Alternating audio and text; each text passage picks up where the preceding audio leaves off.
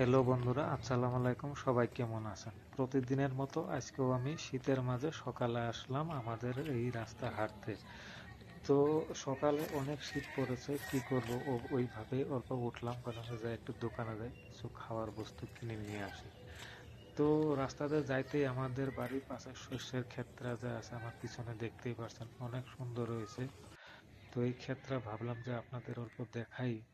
আর কিছুদিন পরে তো এই সৌন্দর্যতা থাকবে না, তাই আপনাদেরকে আমি অল্প ভিডিওটা দেখাইলাম। তো তারপরে এখন আমি যাইতাছি নামাজ পড়তে। আব্বাকে কইলাম কেটিএম নিয়ে যাব না, তুমি যাও। আব্বা বলে যে না, কেটিএম নিয়ে যাবো। তো এখন আমি কেটিএম এর পেডেল মারতে মারতে নামাজ পড়তে যাইতাছি।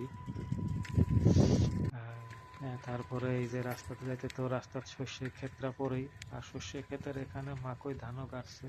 আর আমাদের গ্রামের সবচেয়ে একটা সৌন্দর্যময় বিল্ডিং বানাইছে আজহার মামার। তো ভাবলাম যে রাস্তাতে যাইতে যখন বিল্ডিংটা সামনে পড়ে, আপনাদেরকে অল্প দেখাই। দেখেন অনেক সুন্দর করে বানাইছে, মামাটা অনেক কষ্ট করছিল।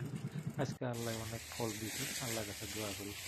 তো এখন বিকাল বেলা আসলাম একটু ক্ষেত দেখতে, মাকই ক্ষেত। ভালোই লাগছে।